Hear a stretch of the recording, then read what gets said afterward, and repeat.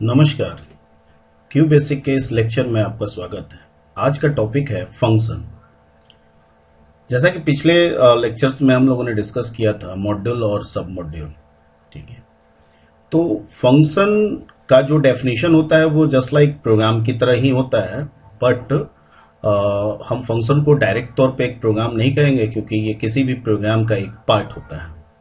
And that's why पिछले lecture में मैंने कहा था कि फंक्शन प्रोसीजर जो होता है that can be treat as a sub module within a module. Okay, तो जो डेफिनेशन प्रोग्राम का होगा फंक्शन का भी ऑलमोस्ट डेफिनेशन वही होगा कि function is the set of instruction that perform a specific job within program और मेन मॉड्यूल।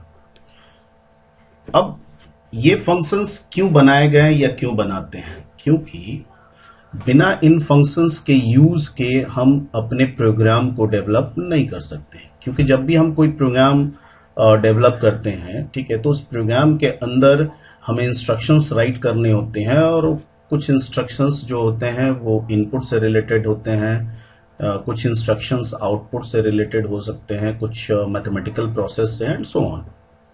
ओके, मोस्टली चाहे हम प्रोग्राम किसी भी चीज का क्यों ना डेवलप करें, ठीक है, हमें इनपुट आउटपुट, कुछ मैथमेटिकल फंक्शंस, कुछ स्ट्रिंग बेस्ड फंक्शंस, कुछ कैरेक्टर बेस्ड फंक्शंस, इसकी जरूरत पड़ती रहती है। तो जितने भी प्रोग्रामिंग लैंग्वेजेस हम यूज करते हैं, ठीक है, वो प्रोग्रामिंग लैंग्वेजेस इन कामों को करने के लिए ऑलरेडी कुछ प्री डिफाइंड फंक्शंस बना के हमें प्रोवाइड करते हैं, ताकि अगर हमें इनपुट आउटपुट प्रोसेसिंग कुछ भी इस तरह के काम करने हो तो डायरेक्ट हम उन फंक्शंस को एज ए इंस्ट्रक्शन के रूप में यूज करके इन सारे प्रोसेस को अचीव कर सकते हैं। ओके, अब जहां तक फंक्शन की बात है तो फंक्शन दो तरह के होते हैं। एक लाइब्रेरी जिसे बिल्ट इन फंक्शंस भी कहा जाता है, दूसरा यूजर डिफाइंड फंक्शंस। जो लाइब्रेरी और बिल्ट इन फंक्शंस हैं, ये कोई भी प्रोग्रामिंग लैंग्वेज जिनका हम इस्तेमाल करते हैं, जैसे कि हम यहाँ पे अभी क्यू बेसिक की बात कर रहे हैं, ठीक है, तो जितने भी प्रोग्रामिंग लैंग्वेजेस हैं, ये languages in built in functions को अपने लैंग्वेज के साथ प्रोवाइड करते हैं ताकि इनकी मदद से हम अपने प्रोग्राम को डेवलप कर सकें। प्रोग्राम में हम इनपुट आउटपुट और मैथमेटिकल या स्ट्रिंग और ऐसे ऑपरेशंस को अचीव कर सकें।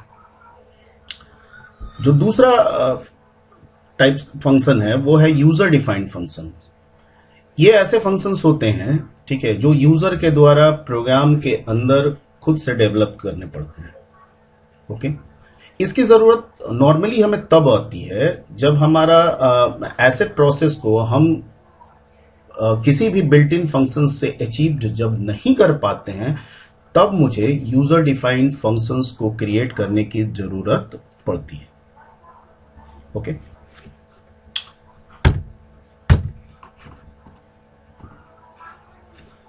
अब हम बात करते हैं क्यूबेसिक में कुछ मैथमेटिकल लाइब्रेरी फंक्शंस के।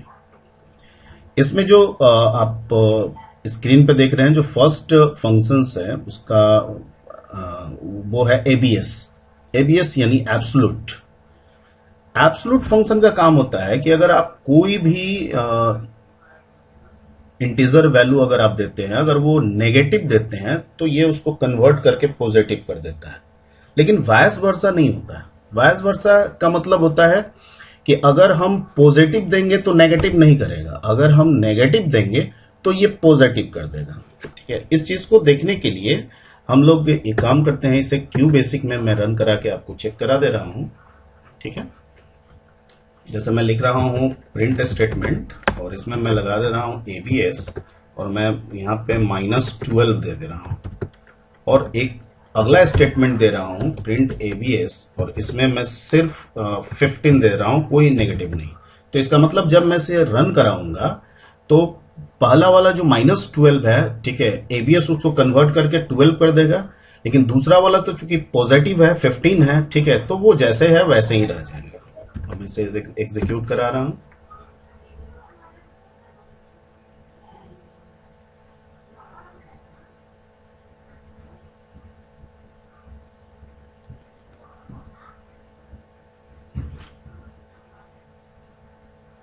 अब देखिए, जो फर्स्ट आउटपुट आ रहा है वो 12, क्योंकि -12 मैंने दिया था उसको, ये कन्वर्ट कर दिया 12, और जो दूसरा आउटपुट दे रहा है वो 15, क्योंकि 15 ऑलरेडी पॉजिटिव था, पॉजिटिव को ये पॉजिटिव ही रिटर्न करेगा। ठीक है, ओके। फिर से हम अपने स्लाइड पे वापस बैक होते हैं, और यहाँ मैं दूसरा फंक्शन जो ले रहा हूं वो ले रहा हूं मैं यहाँ पे 3 स्पेसिफिक फंक्शन है। कॉस है, एक आपका साइन है, और एक टेन है। ठीक है, तो कॉस साइन टेन ये तीनों ट्रिगोनोमेट्रिक फंक्शंस हैं। ठीक है, आप लोगों ने ऑलरेडी 10th मैट्रिक में या +2 में आपने पढ़ा होगा। तो यहाँ पर्पस ये है कि हम लोग वहां पे जो सीखे थे कि अगर हम डिग्री देते हैं, जैसे साइन 0 देंगे तो 0 देगा, साइन 90 देंगे तो 1 देगा। ठीक है, यहाँ पे भी सेम वही वर्क है।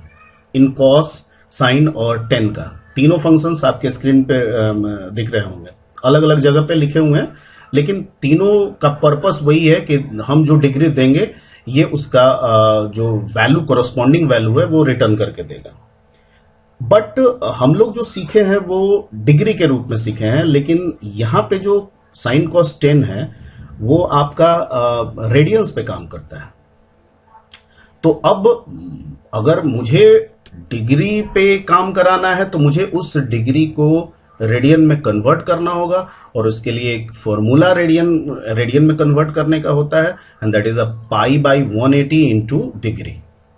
तो जब भी मैं इस तीनों फंक्शन में से किसी का भी मैं इस्तेमाल करूंगा तो मुझे वहां डिग्री देने के बजाय उस डिग्री का मुझे रेडियन कन्वर्जन यहां पे देना होगा, उस फॉर्मूला को फिट करना होगा। ओके, इसको चेक करने के लिए मैं वंस अगेन बैक चलता हूं क्यूबेसिक इन्वायरमेंट में, और मैं यहां पे एक सिंपल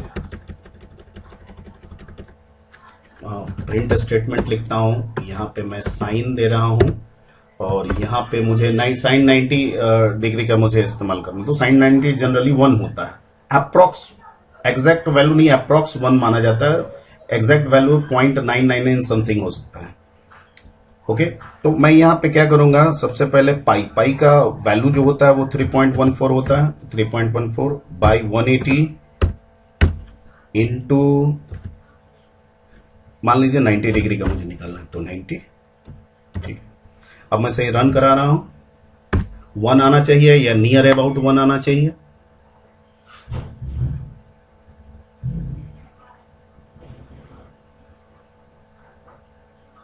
तो आप देख रहे हैं यहाँ 0.999 समथिंग, नियर अबाउट 1 का वैल्यू आ रहा है। तो जैसे मैंने साइन का निकाला है वैसे ही आप कॉस का भी निकाल सकते हैं, वैसे ही आप 10 का भी निकाल सकते हैं। चलते हैं नेक्स्ट फंक्शन की तरफ। The next function is EXP, exponent function. ठीक है, ये एक्सपोनेंशियल वैल्यू जो भी हम नंबर देंगे उसका ये एक्सपोनेंशियल वैल्यू रिटर्न करेगा। ठीक है, जैसे फॉर एग्जांपल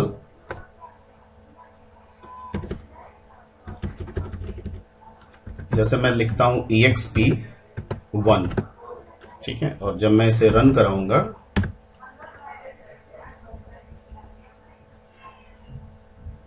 तो दिस विल रिटर्न 2.718282। अगर आप लोगों ने पहले से एक्सपोनेंट मैथमेटिक्स में एक्सपोनेंट फंक्शन, एक्सपोनेंट का रूल अगर जाना होगा, फॉर्मूला जाना होगा, तो उस फॉर्मूला से अगर आप 1 का एक्सपोनेंट वैल्यू निकालेंगे तो एग्जैक्टली यही आएगा, 2.71। ओके, नेक्स्ट फंक्शन है लॉगरिथमिक वैल्यू। ठीक है, जैसे हम लोग मैट्रिक वगैरह में लॉग टेबल देखते थे, हर मैथमेटिक्स से की बुक्स में पीछे एक लॉग टेबल बना हुआ रहता था, जिसमें किसी भी लॉगरिथमिक वैल्यू को टेबल से हम लोग अचीव करते थे, रिट्रीव कर लेते थे कि log 2 का वैल्यू क्या होना चाहिए, log 3 का वैल्यू, या फिर मैथमेटिकल जो फॉर्मूला है हम उसके द्वारा भी लॉग का वैल्यू निकाल सकते हैं। ठीक है, यहां पे जो log n, जो log फंक्शन की मैं बात कर रहा हूं, वो ऐसा फंक्शन है जिसका बेस e है, क्योंकि दो तरह के हमने लॉगरिथमिक पढ़ा होगा, एक जिसका बेस e है और एक जिसका बेस 10 है। तो मैं जो अभी बात कर रहा हूं ये log वो फंक्शन है जिसका बेस e है। ओके, इसे चेक करने के लिए मैं वंस अगेन क्यूबेसिक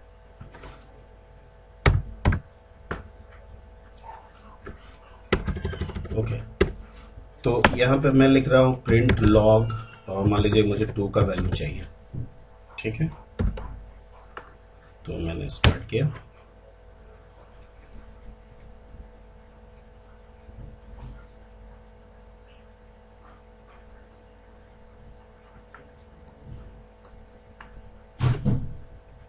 ठीक है। तो आप देख रहे हैं कि 0.693147 आ रहा है रिजल्ट, ओके। तो अब हम लोग बात करते हैं अगले फंक्शन की, और अगला फंक्शन जो है वो है SQR, स्क्वायर रूट, ठीक है। जैसे 49 स्क्वायर रूट अगर 49 का निकालना हो तो उसका आंसर 7 आएगा। सिमिलरली यहाँ पे भी अगर किसी भी नंबर का हमको स्क्वायर रूट निकालना है तो हम उसे चेक इस फंक्शन का इस्तेमाल कर सकते हैं। इसको चेक करने के लिए वन सेकेंड क्यूबेसिक इन्वायरमेंट में आते हैं, ठीक है, और यहाँ लिखते हैं SQR।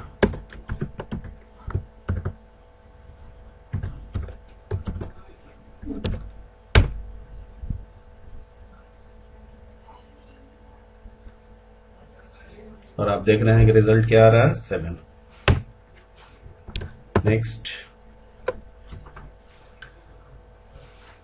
नेक्स्ट दो और फंक्शन है, एक है इंट और एक है सी इंट। इंट और सी इंट दोनों फंक्शन का बेसिकली काम है किसी भी दिए गए फ्रैक्शनल या फ्लोटिंग वैल्यू से को इंटीजर वैल्यू में कन्वर्ट करना।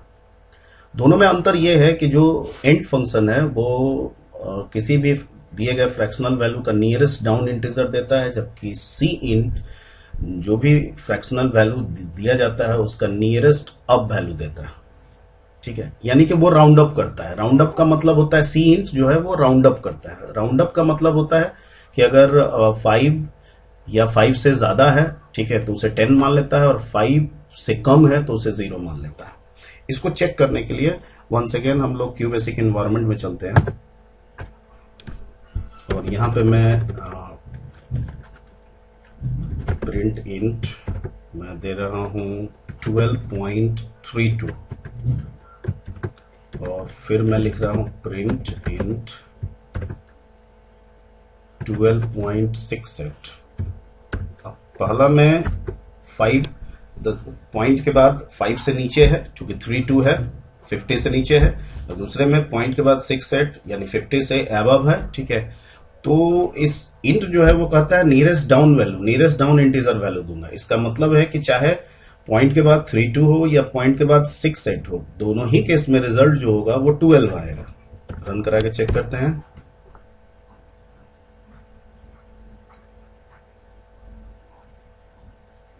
ओके, तो दोनों ही केस में क्या आ रहा है, 12 आ रहा है। लेकिन अगर मैं इसे सींट कर दूं, ठीक है, मैं इसे सी इंट लगा दूं, तो ये राउंड अप करेगा। राउंड अप का मतलब ये है कि 12.32 चूंकि ये 50 से कम है तो 12 कर देगा, और 12.68 चूंकि ये 50 से ज्यादा है तो इसको 1 कर देगा, और 1 ऐड कर देगा डेसिमल के पहले वाले इंटीजर पार्ट में, ठीक है। तो ये रिजल्ट हो जाएगा 13। तो फर्स्ट वाला से जो आउटपुट आएगा वो आएगा 12, और सेकेंड वाला जो सी इंट है उससे जो आउटपुट आएगा वो आएगा क्या, 13। तो इसको भी रन करा के चेक कर लेते हैं।